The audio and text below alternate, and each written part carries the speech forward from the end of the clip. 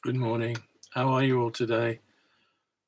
Uh, in my last thought for the day, I said I would continue with the haircutting theme, and I expect that if you listen to that, you'll all be queuing up for me to cut your hair when all this is finished.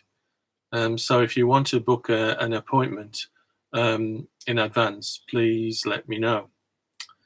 Um, my diary's getting pretty full with all that, so get in quickly. Um, this time I wasn't the hairdresser. My wife Maureen was, and we were about to go on holiday to the Lake District a few years ago, and I needed my hair cutting badly, but I didn't have time to go to the barbers beforehand. So just like I had an idea about cutting my friend's hair, Maureen had a similar idea, but unlike me, she did a bit of preparation. Um, she got a book from the library called How to Cut Hair, which was, strangely enough, all about how to cut hair. And she also borrowed some hairdressing scissors rather than use the wallpaper scissors that I had. Um, anyway, on the evening before we were due to travel, she sat me down, put a tea towel around my neck, and began the operation. And it was an operation because I had quite long hair and it was quite thick at that time. So there was a lot to do. Anyway, she held the book in one hand like that and got the scissors and followed the instructions and cut around my hair, and only pausing, put the scissors down to turn the book of instructions over.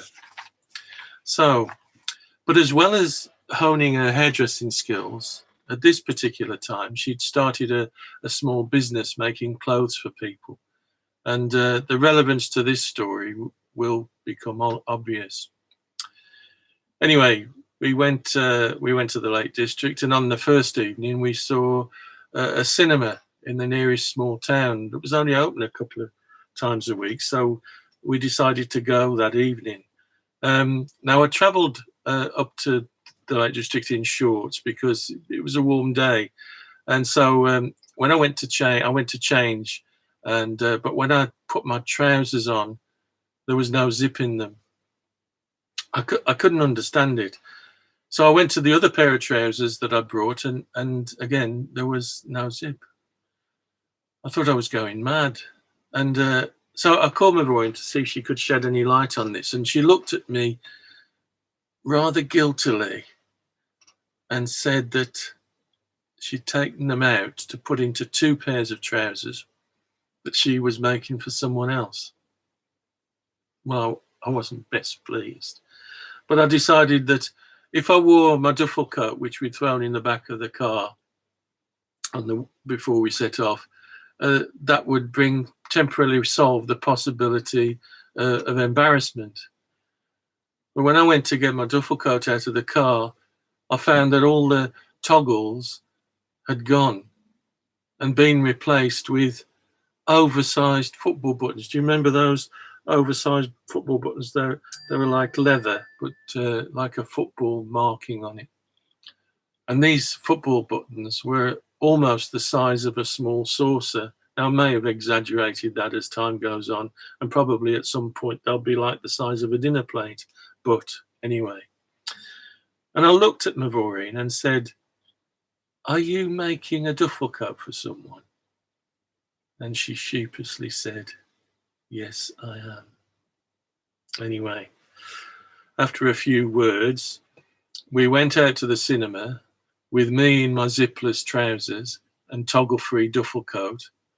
And it was a very small cinema where the circle seats were only one step up from the stalls. And when we arrived, the cinema was quite full and the adverts had started. And we had to get past people to get to our seats. And the seats weren't raked as they are in most cinemas. It was all mostly on the flat.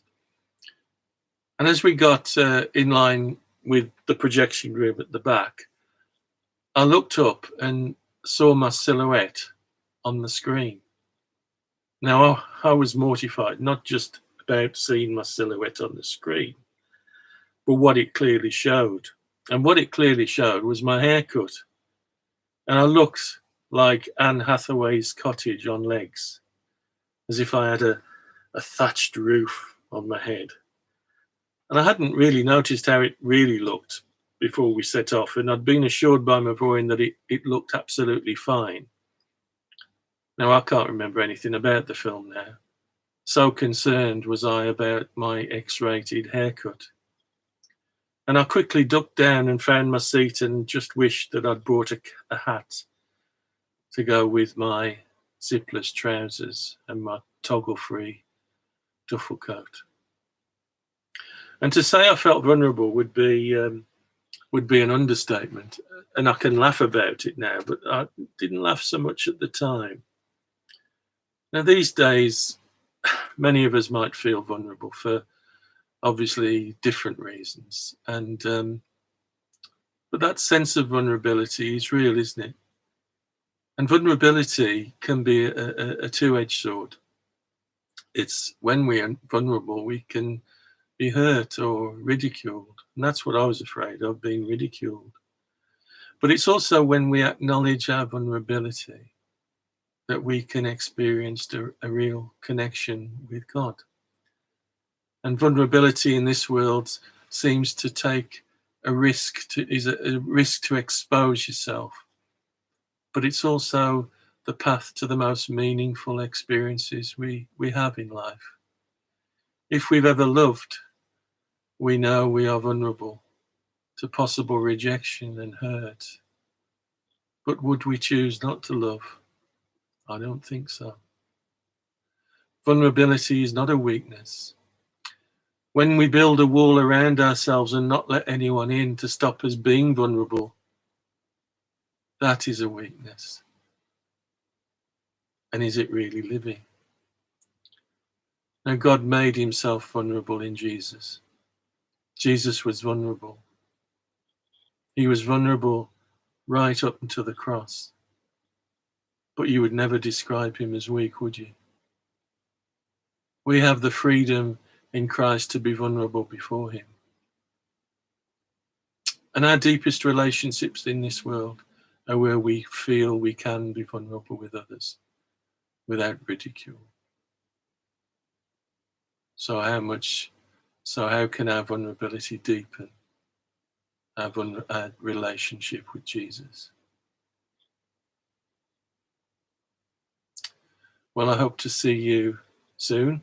There won't be any more stories about haircuts, but I'm sure there'll be another story for you next time. Take care of yourselves and see you soon. Bye-bye.